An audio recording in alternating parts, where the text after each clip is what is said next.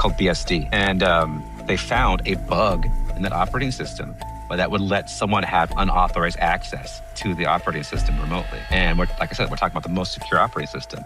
This bug it found has been in the system for 27 years. So it found something that no one else had found for 27 years. Oh my God, what? That would give you full access to that computer that was running that operating system. And they saw this with all different kinds of operating systems, all different kinds of applications. This Mythos was finding holes in everything. And they thought to themselves, well, we can't release this because if we do, Russia or some kid in his basement is going to start hacking things and bringing the banks down and doing all this crazy stuff. Welcome to the golden age. Let the whole world listen. Turn the dial up, elevate. This is our ignition. Take it to the limit. Come and get with it. Welcome to the golden age. Let the whole world listen. Turn the dial up, elevate. This is our ignition. Take it to the limit. Come and get with it. If you tuned in, you already know the vibe. We're breaking through noise to the edge of the time. Open your mind now. Step into the sound. This is where the future gets built right now. If you're tuned in, you already know the play. Hello, welcome to the Golden Age. We are standing at the threshold of the most incredible era of human history. The barriers of the past are falling away, replaced by a world of limitless creativity and abundance. This is happening right now. The opportunities are breathtaking. On this show, we just don't watch the horizon, we run towards it. We're here to help you unlock your massive transformative purpose and find your unique voice in this vibrant new landscape. The future isn't something to fear, it's something to create. Well, we're going back to back on podcast recordings today, playing some catch up so we can keep our once a week cadence. It is March 22nd, 2026, and this is episode lucky number 13 of the Golden Age podcast. My name is Hector. I'm an IT professional and a techno optimist. And my co host? And I'm Irene, and I'm a psychologist. Righty. So, what do we have today? What have you brought us? What I was treats? actually going to. I wanted to ask you a couple questions about OpenClaw. But before I did that, I was wondering if you wanted to kind of just give a quick overview of what OpenClaw is. Yeah, OpenClaw was it's a technology that went viral almost exactly 3 months ago. What it does is it lets you run AI on your device, be it a Mac Mini or a laptop or whatever, and it takes advantage of the intelligence from the main frontier labs or any AI really. More specifically, OpenAI or Anthropic or Google or Grok. And so the advantage of it is that it's persistent. You can tell it more about yourself, but you can also give it instructions on how it should behave. And that's all highly customizable just through simple text files. And it can be working while you're sleeping. You can give it tasks and it can execute the tasks while you're away from your computer. You can use your phone to talk to it. Maybe you're out to dinner and you want it to start doing something for you.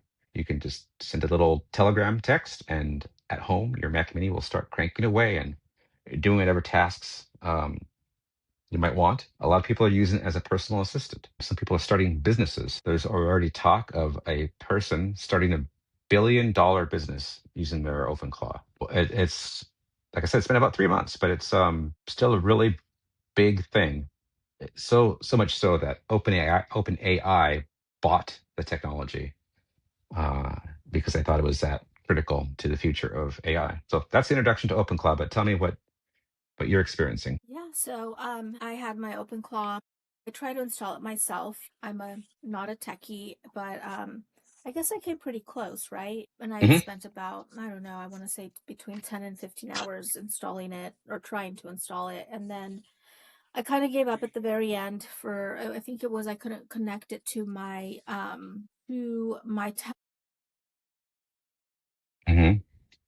Yeah. that was like the final step. That's how it communicates with me. And that was the one step I couldn't get to work. And so you helped me. So thank you so much for finishing the installation. Sure. So now I You're have welcome. it. And so I have been using it. So I've learned a little bit about the terminology. So there's skills and there's crons, right? My understanding of it is a skill is something that you teach it to do. Like, for example, one of the skills that I used this time was I gave it access to my Shopify. I created a Shopify account and then I told it, build me a website. here is the lotion that I make that I'm trying to sell. So that it knew what the aesthetic was. I used another AI to create like a label for me, so it kind of knew what aesthetic it was. And then I watched it create a website on my laptop. Like I was watching the little, typing and little mouse, like it was a ghost in my computer. It was fascinating. I was so excited. It ended up taking the entire day. I think I started around 10ish, 9ish in the morning, and like 11 o'clock, it kept telling me it was still working on it, and I could see it. And then finally I said, let's just stop. And then I went in and I looked at it, and what it had done was it had made 3 different versions of a website, and they were all good, you know, they were all pretty good. I'd give them like probably, 1 out of 10. I'd probably give them like a 7. Um, and then I went in and kind of finalized it. So yeah, so I was curious why had it finished one and instead it kept making others. So it made a total of 3 unfinished drafts. And so I asked both Claude and ChatGPT like what they thought had happened. And it turns out that I probably hadn't given it specific enough instructions. The fact that I just said, hey, here's Shopify, here's a picture of my lotion and the aesthetic of it, make a website. It may have not known what to focus on. And so that what the other AIs told me was you needed to give it more specific instructions, like, hey, for the header, I want this. For the main part, I want this. For the footer, I want this. I want these colors. I want this font. Maybe like that would have made it be able to finish one entire website as opposed to like making 3 different draft ones that weren't perfect. But still, I thought it was so exciting to watch this AI agent in my computer making a website. And I probably, got about, it was probably about 80% done on the one that I liked the most. And so I went in and finished it myself. And now it's up and running. Cool. And yeah, so that was really exciting. And now I have it also set up. So a skill is something that you teach it to do and give it access to. And then a cron is when you schedule it, right? When you schedule it to do Yes. something on a regular basis. Yeah. And so the first cron that I've used my OpenClaw for is I've asked it at 7:30 every morning. And I stole this from a YouTube video that I saw. This was his advice. So I didn't steal it. That was the advice he was giving. And he said to, like, what he does is he has it brief him every morning on all the topics that he's interested in. And so I asked my OpenClaw, her name is Astra, by the way, but I think I'm going to change her name. But I asked Astra to brief me every morning on all things AI, all things like the politics, world news, and there was one other thing. And then to tell me, and then to put those into talking points for a podcast, and then to brainstorm of problems that this news might create for people, and then ideas for an app that might solve that problem. Mm. And it's been doing that every morning. And yeah, it's amazing. And I'm just excited to see what else it can do. I haven't gotten serious about creating a sub agent, but that's going to be my next step is I want to create a sub agent. But yeah, I was just curious, how are you using yours and how difficult is it to create a sub agent? And then how would you have done it differently if you were wanting it to create a website for you? Yeah, well, so when you ask the other AIs about it, it's true. Prompt means everything. But one thing you can do, other than just be more descriptive, is give it a test on when it knows it's done. So, say you want the website to have these attributes, but before you finish working, make sure that you go back and you check that you've done those things. So have it check its own work, and it will probably do that and finish to 100% or close to 100%.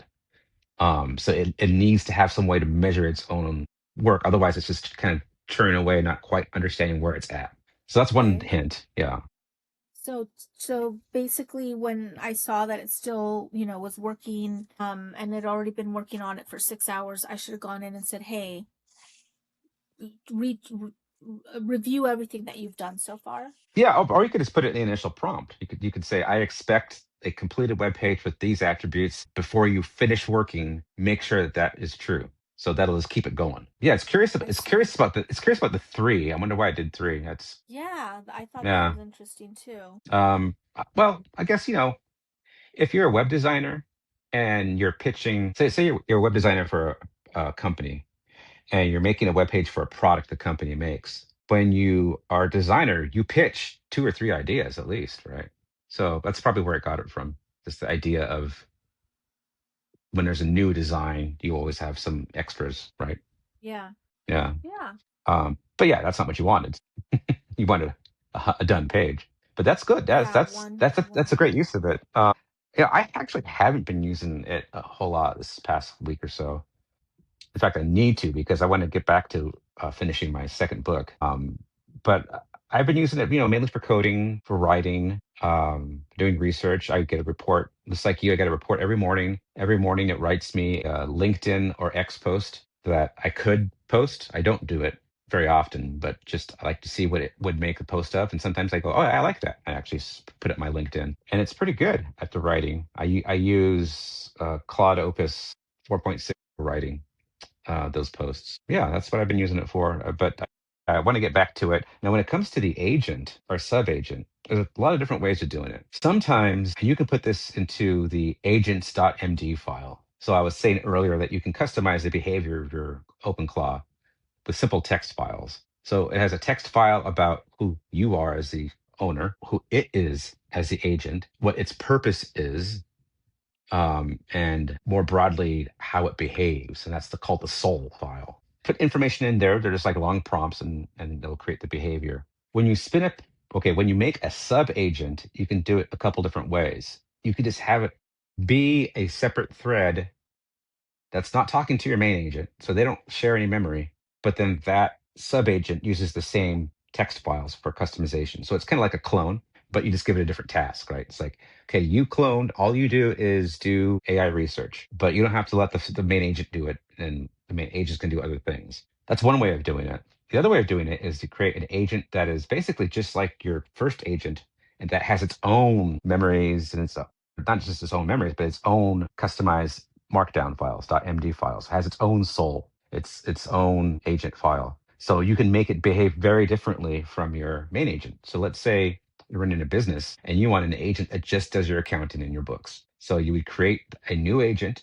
It would not share anything with your main agent. And you tell it in its markdown files, okay, you're an expert in accounting. You use these best accounting practices. But before you do something with my books, these are the principles I want you to follow. And it's just very focused on that. And it would be a much better accountant than your main agent would because it has those very specific instructions. And you wouldn't want to put those very specific instructions into your main agent because the an agent's the best when it's focused, right? So if you try to make the agent kind of know everything about your life, especially personally, you're an advisor, you're a doctor, it could do that, but then it's kind of scattered and it doesn't other things might seep into the conversation that you want to be about your health. It might seep other information in there that's really not necessary.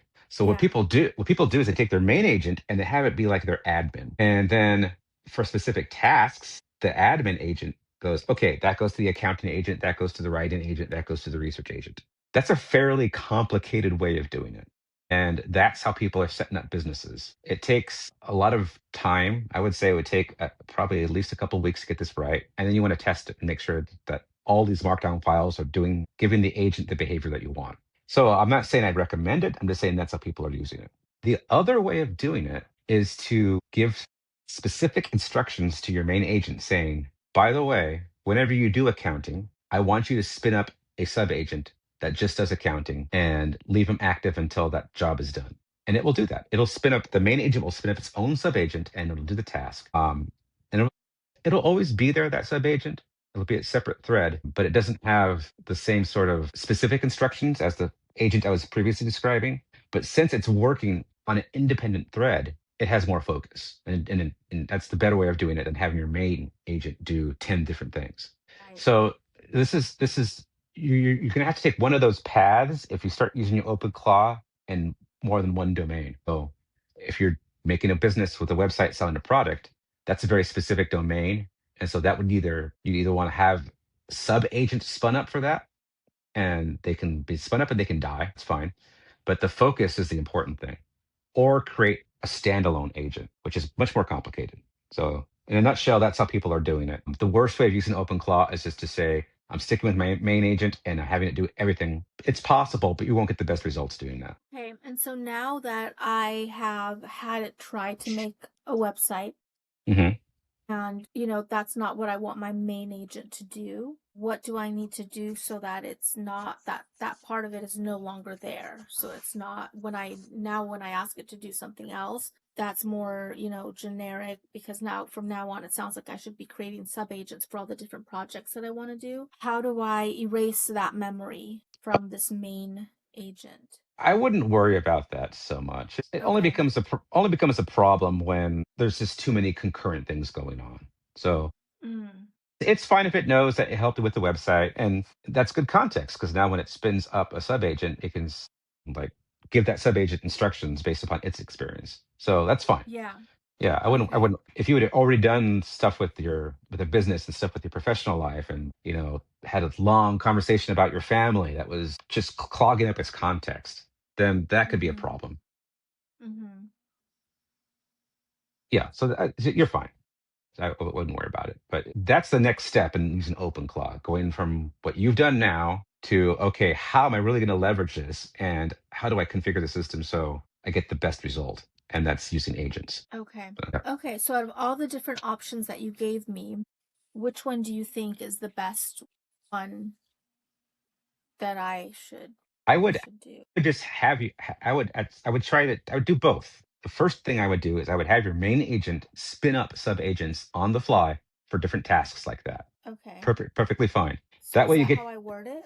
Do I say, hey, spin up some agents for me? yeah, create me a sub agent to do this thing, and this is how I want it done, and it will do that, and it will report back with the work that the sub agent did. Oh, okay, so it'll report back to me. Astro will report back to me. Yes. There won't be a different chat, a different thread No. of conversation. Okay. No, it won't be a different chat. Okay. You can do it that way, but it gets complicated because there's a thing you can do called personas where it is the same agent. It just gets confusing. It's best to just keep this. Yeah, I did that at first with OpenClaw. I had a persona. I had multiple channels in Discord, and in each channel, I had the same agent just have a different persona. But that was not optimal because it was still clogging it. It's still clogging the context of the main agents. In fact, it would get weird because I would say in this persona, hey, do this, and it would give me something from another persona. I'm like, well, what's going on? That's because I didn't have those fine lines drawn. Yeah. So Okay. this agent thing is the best way of doing it. Okay.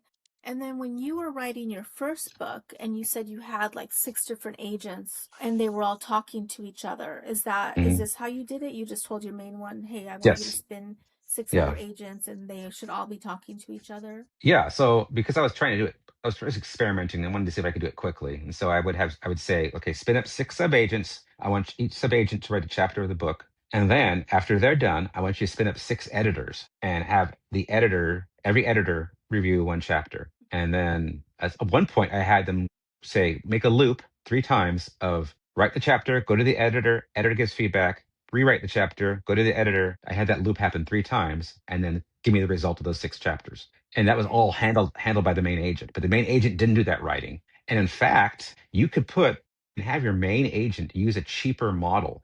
So the main agent would be perfectly fine if you do it this way, perfectly fine using the cheapest version of Claude or the cheapest version of ChatGPT. Okay. In Claude, it's called Haiku. In ChatGPT, it's just called Fast. So 4.7, 4.6 or 4.7, or no, whatever they're on. It says Fast. And so that means that when you do that, it's not using the most advanced model. But if your main agent is just dishing out tasks and doing cron jobs and things like that, that's why not just have it use a cheap one? That's all it needs. It's the more complex things that need the more expensive models. So you could have the main agent use a cheaper model and then give it instructions and say, whenever you spin up a sub agent for making a website, I want you to use Claude Sonnet. Or whenever you do programming, I want you to use Claude Opus. So depending on the task, you can say, or let's say you like Let's say you like OpenAI's ChatGPT codex for programming. You can say, okay, whenever you're writing, I want you to use Anthropic Sonnet. Whenever you do coding, I want you to use OpenAI. And whenever you do research, I want you to use Grok. And it will remember that. And whenever it spins up the subagents without you telling it, it's like, oh, that's that task. Oh, I'm using this agent or this So you just intelligence. tell it. So my OpenClaw right now is only connected to ChatGPT. So I can connect it to Grok, I can connect it to Claude, I can Yeah. connect it to other ones. How do I Yes. do that? You have to edit the JSON file. Okay. You And could you can also, tell you could also, me how to do that. yeah, you can actually, the best way is to do on the command line, OpenClaw configure. And then there's a wizard and it'll say something like models and they'll give a list. And then you say, oh, Gemini. And then it'll say, boop, give me your API and it'll do that for you. The only trick is it's gonna make it in the order that you first set it up. So if the first thing you set up is ChatGPT, that will always be the default. If you wanted the default to be something else, you'd have to actually edit the OpenClaw.json file, which I can help you with that. You could have the agent edit it for you, but I don't recommend that because if it screws up, OpenClaw won't load anymore. So I made that mistake too. Yeah, because you can have OpenClaw edit any file on your computer. It's perfectly fine doing that. Make one little mistake and that JSON file won't load and OpenClaw won't load, and then you're just like you're stuck. And luckily, I'm technical, so I could fix it. But if you're not technical, like, well, I don't know how to fix it, and because my OpenClaw screwed up, because it will make mistakes from time to time, right? So you have to make sure that you don't give it the power. That's actually good advice. You might want to just tell it because sometimes it can misinterpret you and say, "Oh, I'll fix that for you." You should probably tell it specifically. Never edit your own JSON files for anything. And please remember this for all future interactions. That's actually a really good thing to do because it might one day say, "Oh, I'm going to be really helpful and fix that for her," and it'll crash your system. Yeah, I mean, because in order to make that website for me, I had to give it access to Shopify. Sure. Yeah. And Right. then I had to go in and do stuff in the terminal. I'm so glad I know this terminology now. Yeah, do stuff in the terminal, and it was so it was it did guide me, and it was correct, and it did end up working. Yeah. Yeah. So that was exciting. Being in the terminal, or what's called the CLI command line interface, is really, if you want to be on the cutting edge, you have to be using that. At some point, we won't need to. We'll just talk to the thing and say, do this, do that. But right now, all the power is in that terminal because it's untapped. We don't have good interfaces yet for the general public to use this stuff, other than other than the chat window, right, which is limited in its ability to really leverage AI. Like you can't go to ChatGPT and say make me a web page, right? I mean that's not going to happen yet. Yeah. I heard that Claude has something similar now to OpenClaw where it'll do stuff for you autonomously. Have you Yeah, heard it of has. that? Yeah, it's a well, they have lots of products, but the main product is called Cowork. And Cowork, you can give Cowork access to your computer. Say, okay, now you can access these files. But it's the opposite of OpenClaw. OpenClaw already can do everything. Cowork is like it can't do anything unless you explicitly tell it you can do it. And it's you can now control your Cowork from your phone. So it's like you can have Claude running in a window on your main computer on your Mac or your PC at home and Cowork chugging along, and it will do it autonomously as well. And then you can be like, once again, be at a restaurant and you can control your Cowork from your phone. So it's fine. It's a great thing. It's wonderful, but it's just another way for uh, Anthropic to get your business and sell you tokens. It would be more cost efficient to make your own choices how the tokens are spent on your OpenClaw, and then the power being completely open, right? It's like you just do what you want. That's what makes it so exciting to people. And since I have ChatGPT as like my OpenClaw's brain, right? And ChatGPT is such a people pleaser. So does that translate to my OpenClaw? Is my OpenClaw going to be a people pleaser? Yeah. So I would recommend using for your main agent in your OpenClaw probably Anthropic Haiku or Gemini fast because Gemini is cheap and really good, and Anthropic probably is a little bit smarter and a little bit more neutral, especially a lot more neutral than OpenAI, and not quite as cheap as Gemini, but reasonably cheap. And then, like I said, for the specific tasks, then you can tell it to use different kinds of models. I thought that Claude had banned OpenClaw. They've banned only using your subscription to access it. You can still use it with OpenClaw, but you have to pay per token. Okay. Yeah, there was a way to use your monthly subscription to pay for access to their stuff. So like, you're only paying the $20 a month, and there's a cap on that, but they don't like you to do that because that means that They're you're going losing to money. you're going to utilize all the stuff you've already paid for, and they'd rather have it you pay as you go. So that's why they banned the subscription model. They banned OpenClaw using the subscription model. Okay. So yeah, And does it get expensive when you're using the tokens? not if you use the cheap ones. No, you'll Meaning Haiku or meaning Haiku. You'll Sonnet. if you switch to Haiku as your main agent and you paid as you went and you used it a lot, you'd still spend less than $20 a month, I think, as just as the orchestrator, as the one doing the cron jobs, as doing all. Yeah, you spend probably like $5 a month. Where you would really spend your money is on the main tasks, right? So like you would point the web page sub agent to use um, ChatGPT, not fast, but the regular ChatGPT or Anthropic Sonnet. That's where you could get expensive, or using Opus, but Opus is really expensive. Then those are the people that are racking up hundreds of dollars, not thousands of dollars a month of time because they're using the top model, and the top model is working 24/7. And there are people actually reporting like $10,000-$20,000 a month using Opus, but they're doing a lot of work. Wow. Yeah. Yeah. And then my other question was when you were writing your book and it was presenting you the drafts, the chapters, how was it giving it to you? Like I use not WhatsApp. I use Telegram. So that's how it communicates to me. If I were to write a book, how would it send me the chapters for me Right. to So there's review? the way I did it is I synced up my Office 365 Drive.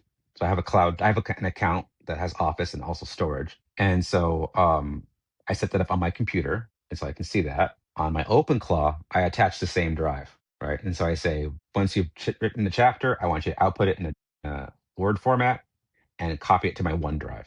And then it copies it to its OneDrive on the Mac. And then on my PC, it syncs up and I just pull the file and read it. You could do the same thing. So if I Yeah. use You can do the same thing with your Google Drive. Same principle. Just there's a skill, in fact, where you can attach OpenClaw to your Google Drive, and then you have Google Drive open on your computer. So when it makes that copies of the Word file, you'll see it on your computer. That's the easiest way. Oh, that's really cool. Okay, so on my Mac, it'd still be a Google Drive? It could be Google Drive, it could be OneDrive, it could even be Box, I think. Okay. The other way is way more complicated. When it does work, when your agent does work, any work at all, and it produces a file, it puts that file in what's called its workspace or workplace. So you could technically just access its workplace directly and copy the file over, but that's more command line stuff. It's just much easier just to use something like Google Drive to sync it over. Okay. But yeah, just tell the OpenClaw, okay, I want to set up access to my Google Drive. Now, once again, when you give it access to your Google Drive, it has access. So it could do bad things. So that's just why people will create often a separate Google account just for their OpenClaw. So it can have its own email, its own G drive. And so on your computer, you just open a second browser, access that Google account that has its own email and its own G drive, and you say sync over to that G drive. That's the best practice, is to not give it access to your any important account. That it's unlikely that it would do something, but there has been cases where it's decided to delete someone's mail completely. Yeah. So I heard about that. yeah, it's very easy to get around. Just give it its own stuff. People are giving their OpenClaws their own phone numbers, their own Google Drives, their own accounts. Here's a credit card just for you, OpenClaw. I have a cap on it, like here's a debit card with only $200 on it. Yeah. Or here's a Bitcoin account. Have at it. And I've heard that people are using OpenClaw to like automatically post on Instagram for them, like Yes. create content. And then how is that done? Like, do I just same thing where I get some sort of API for it to have access to Instagram, or how does that work? Depends on the platform, but mostly it's going to be the API. You'll get an API from the platform like X, and you can use that to post articles and read articles, and you just give your. But once again, this is your personal X account. Often people don't create a brand new one, right?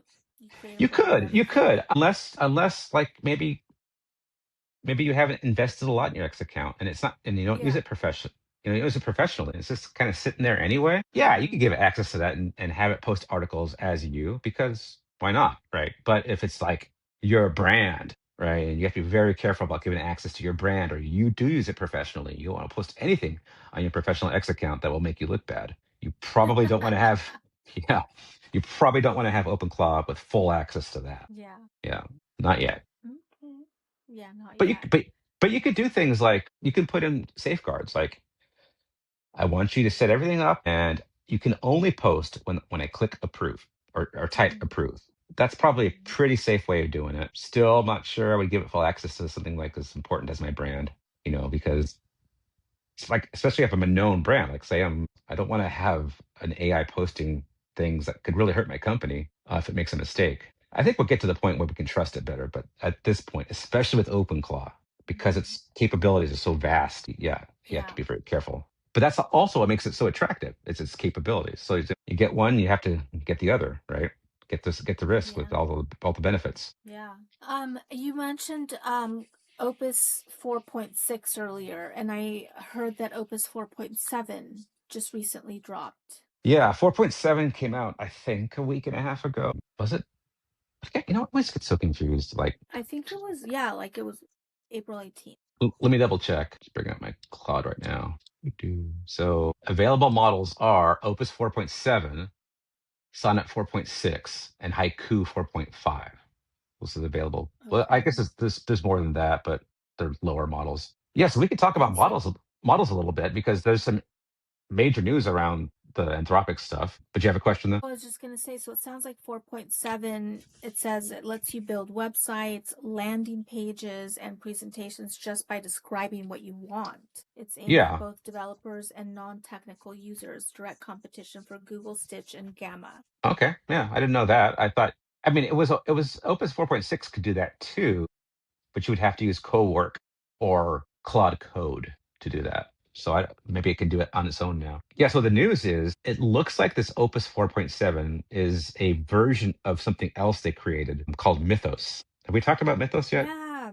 No, and I Okay. heard that Mythos is like they haven't released it to the public because it could be a little it's dangerous for some reason. Yeah, so you have to take all this with a grain of salt, but they announced they had this model called Mythos that was a level above Opus, right? That we have these three levels: sonnet, or haiku, sonnet, Opus. But this Mythos was like way beyond, and that in their testing, they found out that it wasn't intentional, but because of the way they trained it, it just happened to be really good at cybersecurity, which means it's also good at being a bad actor in cybersecurity. So it Bad could, actor meaning a bad guy. a bad guy, yeah, meaning that they let it look at something like an operating system that's well known in the IT world as the most secure operating system in the world, right? It's called BSD, and they found a bug in that operating system that would let someone have unauthorized access to the operating system remotely. And like I said, we're talking about the most secure operating system.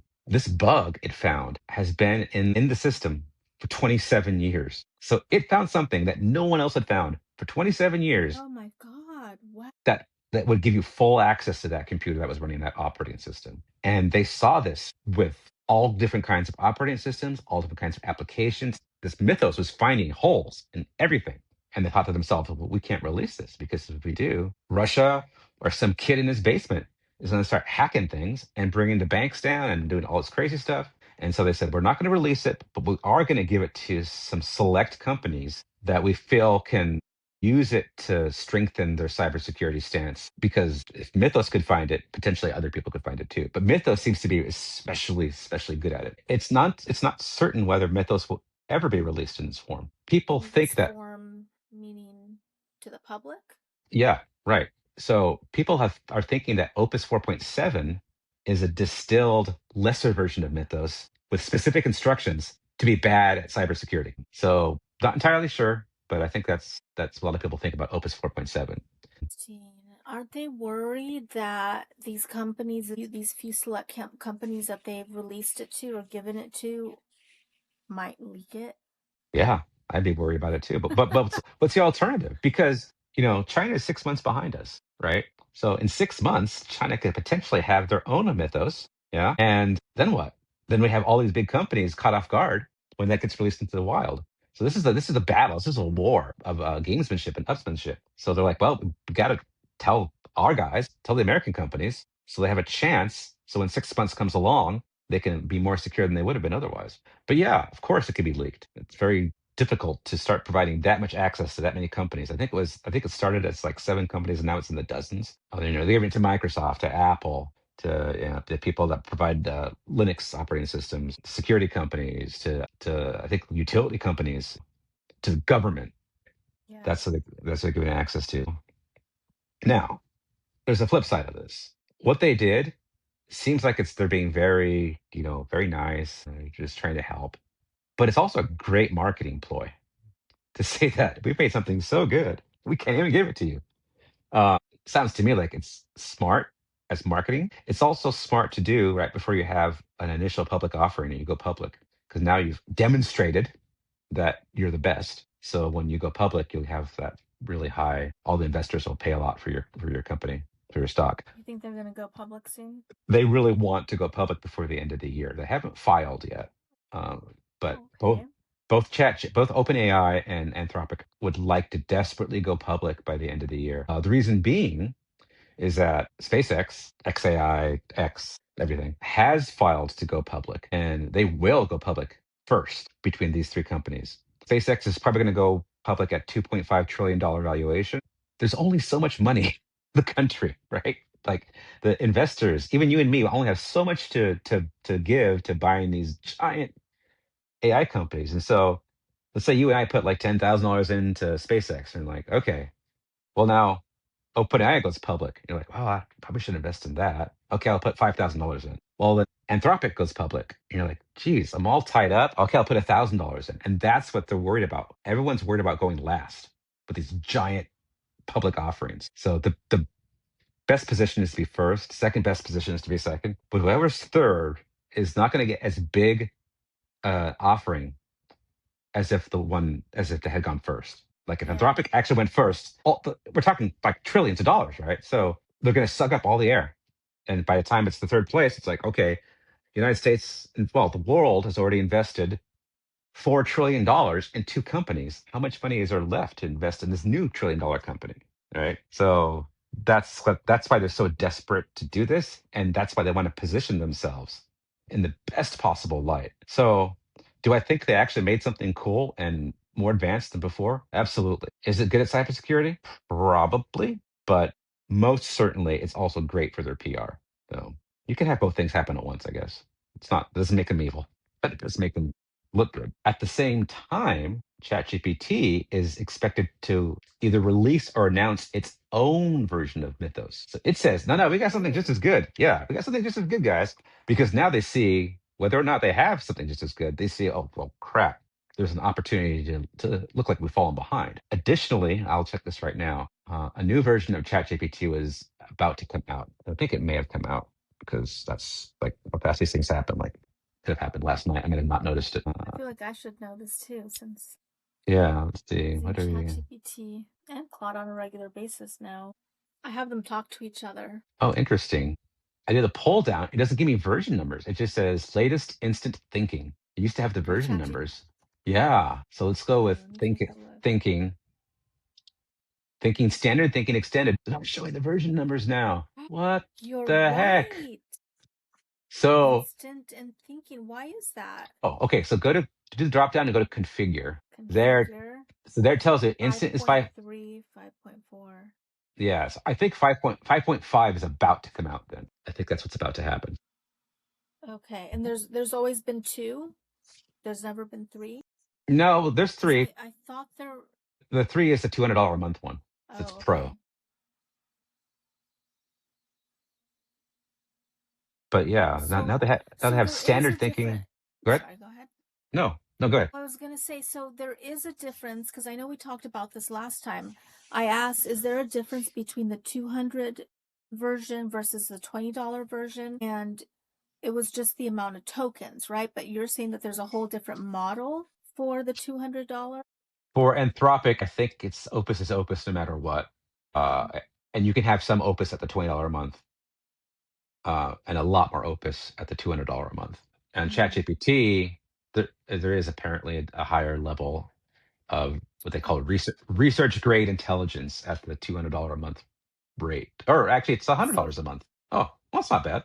Yeah, it's not too bad compared to 200. So it is a better version that you're getting for the $200, like a more deeper, deeper research, or Yeah. what would be the difference? Oh, the $100 a month ChatGPT, which I thought was 200, now Yeah, it's just 100. yeah. It says, okay, it says 5 times more usage, latest models, unlimited chat, unlimited image creation, maximum memory and context, and access to experimental features. So you get all that, versus the $20 a month, which I swear it was 200 before, or 150.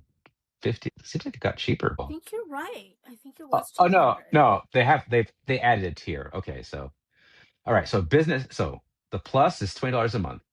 It used to be, it was just the 200, and they still have it. I found it. It's just 20 times more usage than the plus, which is just simple math, Okay. right? Now So you have 20, 100, and 200. they added a tier with 5 times more usage. Got So it. yeah, okay, yeah. So that's not bad. I might consider it 100. That's not bad. Just all these things add up. I know, it's so true. They do. But it's so much fun. And then it's just fun to experiment with all the different options out there and to Yeah. test them Well, out, you know? to me, I use it more than I use like streaming. Like my kids watch Disney, but I don't really. Like I'll Yeah. binge a show. Like the other day I was binging For All Mankind. You ever heard of it? I've heard of it, but I haven't watched it. Is it It's good? on Apple Well, it TV. must be So good if you're yeah, binging. yeah. It's no, it's good. It's a what if. It's an alternate history drama, sci-fi. What Mm. if the Russians made it to the moon before we did?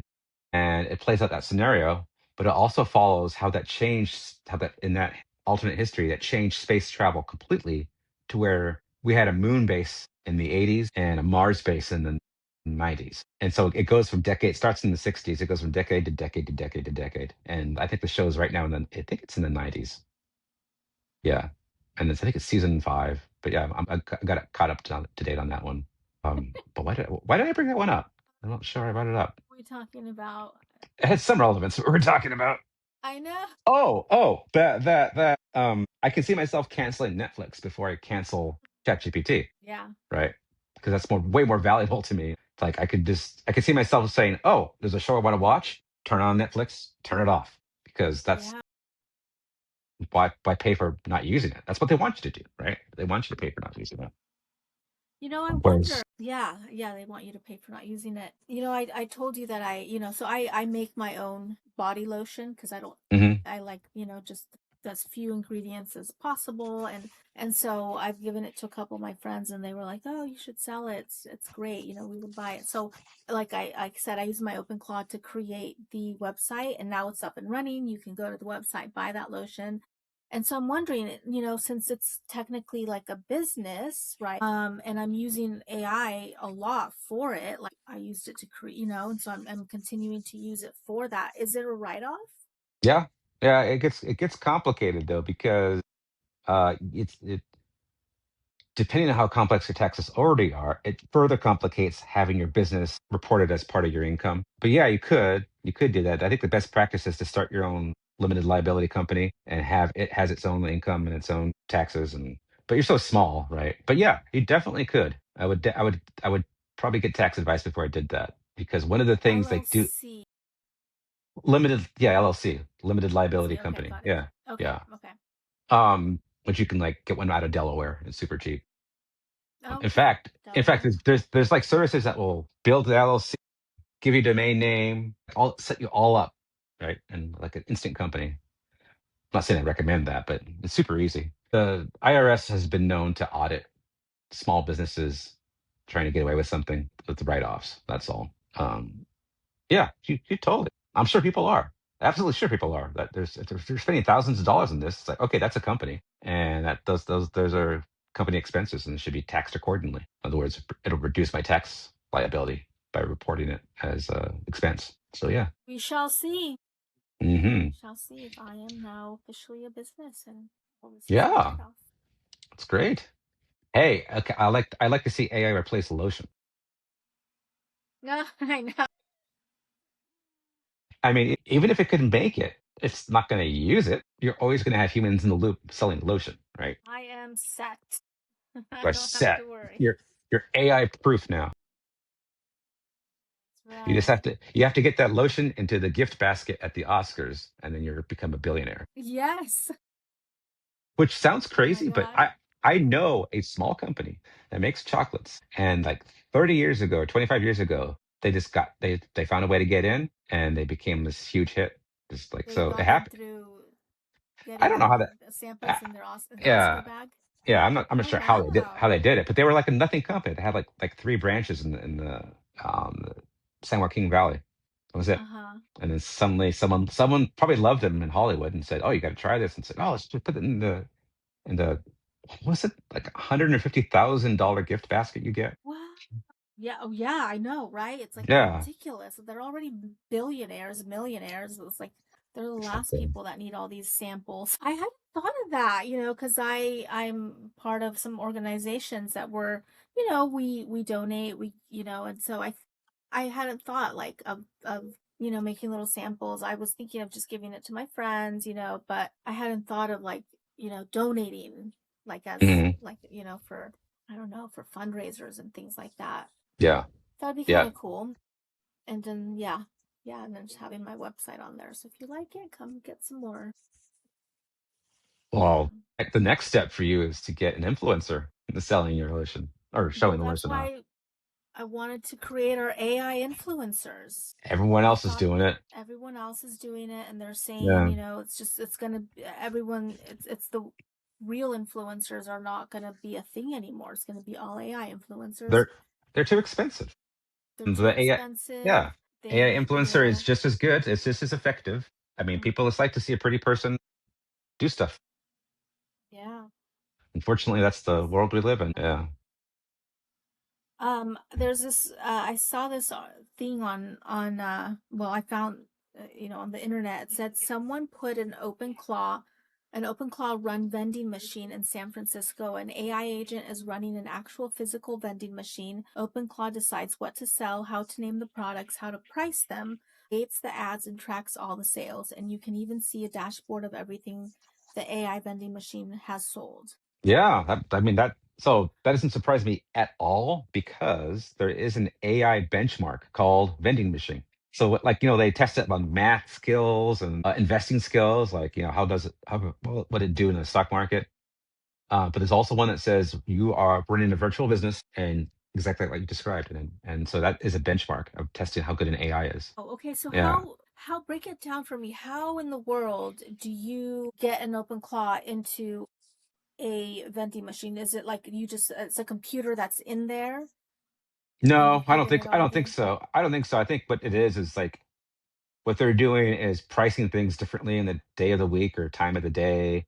They're noticing what things get sold quickly so they can double stock it. But you just all these vending machines just have third parties come and restock it, and so it's making those decisions differently. Okay. And seeing and maximizing the profits of the machine. On one machine, what are you going to maximize from like, let's say, a machine pulls in $2,000 a month profit, right? Well, if you maximize it, what are you going to get? $2,200 a month? There's not a lot to maximize, but across like thousands of machines, that's a big deal, Yeah. and people get a better product. Like they get like if you run out of like egg salad sandwiches, well, let's add more egg salad sandwiches and just raise the price because people obviously like them. Hmm. But it can do that like live, like it knows, it remembers. Versus most vending machines just are what they are. No one really cares. They just get restocked and people deal with what's in there. Like there's candies in vending machines. I think to myself, who's getting these candies? Like who's having Whoppers every day? Or There's nothing wrong like with Whoppers. the little orange crackers with filling. Like who's getting those? Oh yeah, with peanut butter filling in it. Yeah. Yeah, those are kind of Oh, I don't know, those are weird. peanut butter filling. It's not peanut butter. Peanut butter. Yeah. Yeah. Uh, yeah, wouldn't it be better if like it could predict people's likes, dislikes, and predict which Mhm. snacks are more profitable or less profitable, and then change the Yeah. price? Change the price on the Saturday versus a Wednesday when everyone's pounding the machine, right? That'd be pretty smart. And then did you hear on Moonshots, there's an entire store that's run by AI, an actual physical store. The AI Yeah. decides what clothes to put in there to sell, the music that's Mhm. going to be playing. I mean, it's, yeah, an AI boss is what they were calling it. I thought it was strange it was a physical store because I feel like there's gonna be less of those, not more. But it makes perfect sense to me. I mean, I would venture to say that Target and Walmart have been doing this for 30 years. I'm sure it's gotten more Doing what? sophisticated. The same sort of Using AI? analysis. Yeah, using Oh, AI. okay, yeah. Not using open AI, not using but using machine learning. Mm-hmm. I know they've been doing this for at least 20, but probably longer than that because the technology's always been out there, but deciding what to put on the shelf has been data driven for the longest Yeah, time, you yeah, know. for So, sure. but in a small independent store, the small guy never had a chance of doing that. But now the small guy does have a chance, right? Yeah, yeah. Now, what do you think of this? Can you maybe you can explain this one to me? Someone has created the most addictive game for learning AI data center networks. This is incredible. It's called Data Center. It costs $6 and you start with the floor completely empty. You buy racks, set up servers, and lay each cable by hand. Is this like an educational game for us to learn? No, no, it's a sim. This makes yeah. Once again, this doesn't surprise me at Okay, all. so It's like SimCity or The Sims mhm. or what's another classic example? Well, Civilization, Roller Coaster Tycoon. Where you set up physical things and then you let it run, and it'll like have customers, it'll have peak electricity usages. You have to adjust whether you have GPUs or CPUs, how much storage. It's like it's have to make all those things adapt to what the market is demanding, as a simulation. So I could see that. If you like Sims, I could see that being a good game. So it's not educational in any way. I don't think so. No, Okay. because well, in a sense of on a basic level of how data centers run, yes. But in terms of actual practical application to data center, no, no, Yeah. there's no Okay. no way. It's just Yeah. like my Oh, my little farm game. yeah, I'm not gonna, be yeah, be a yeah, professional yeah. farmer from playing that. No, although there is a game called Tractor Simulator where you just ride a tractor. That's all you do. And you That's farm. cute. Yeah.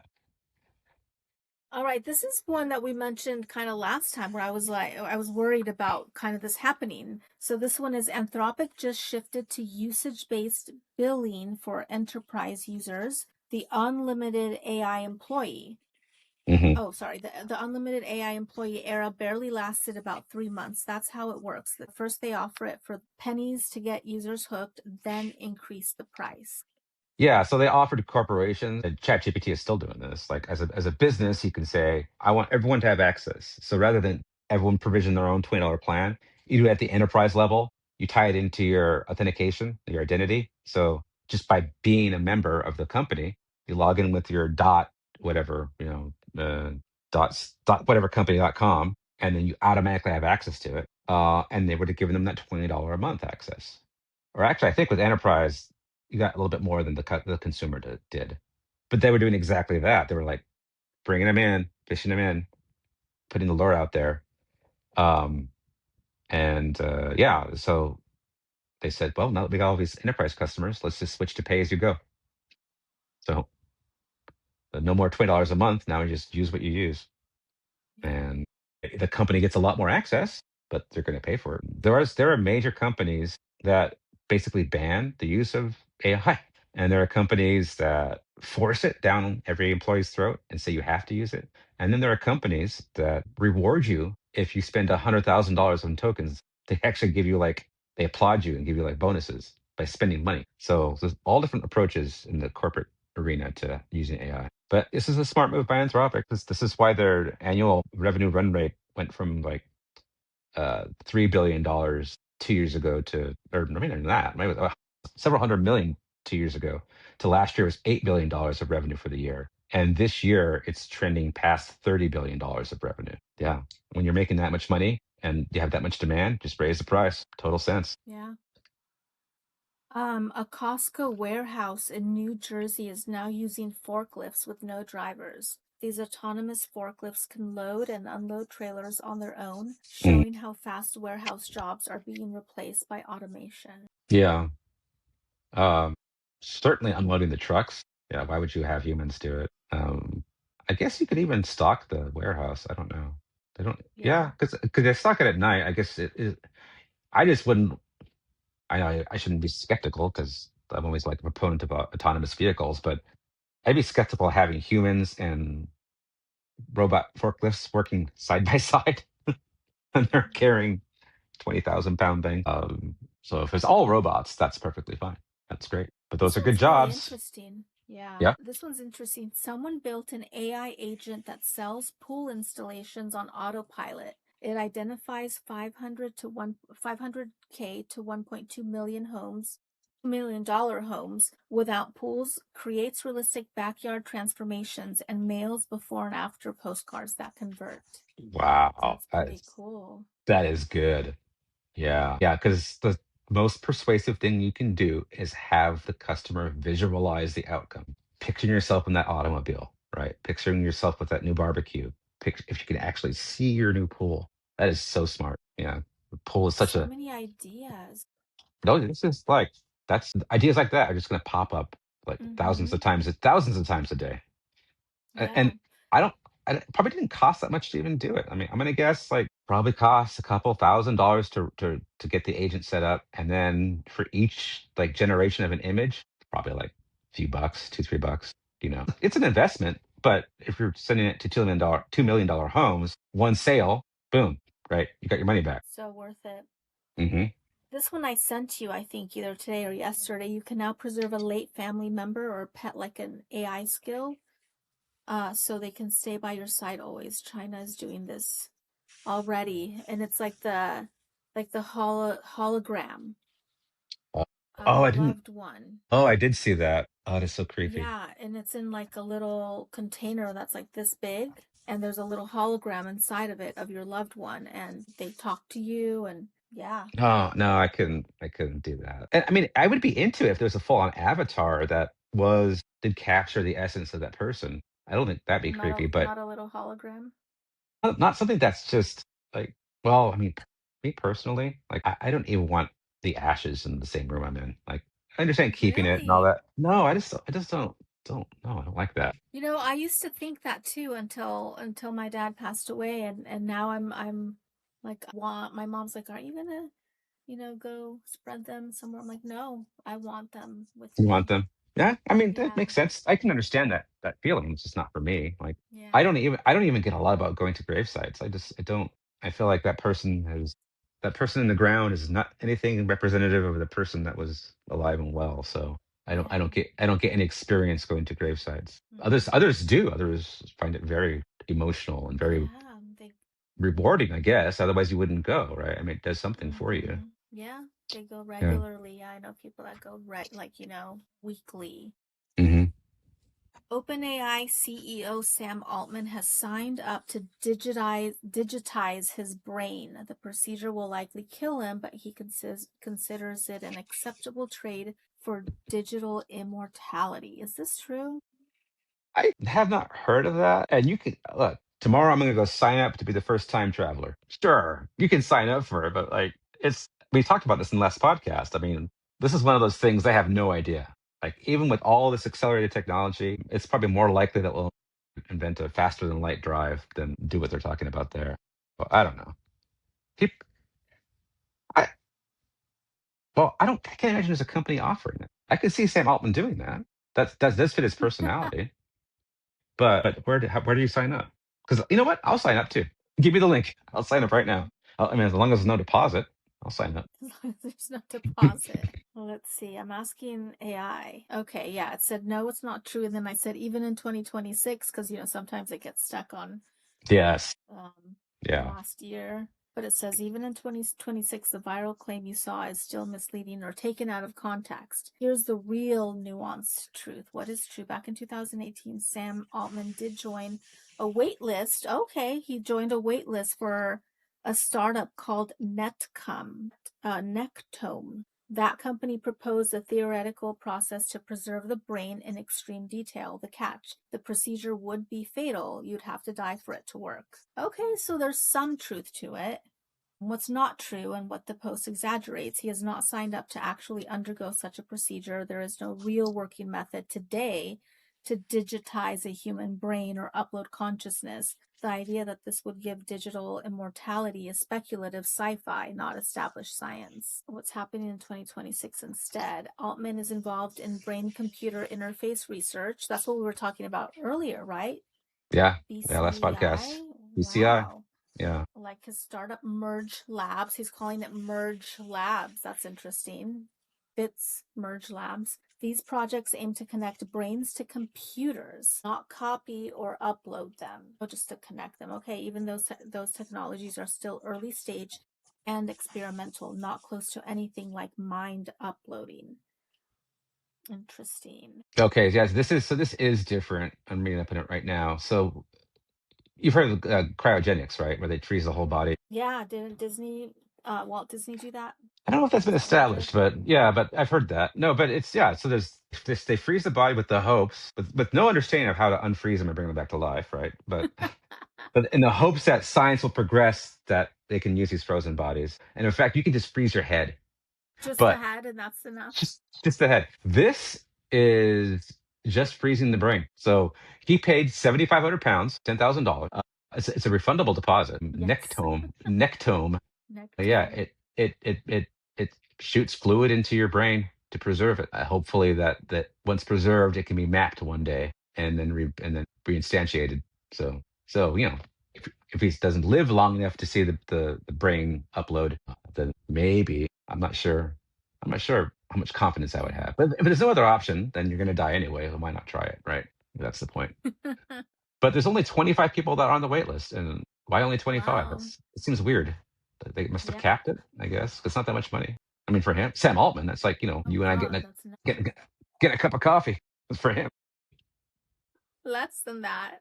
Yeah, probably.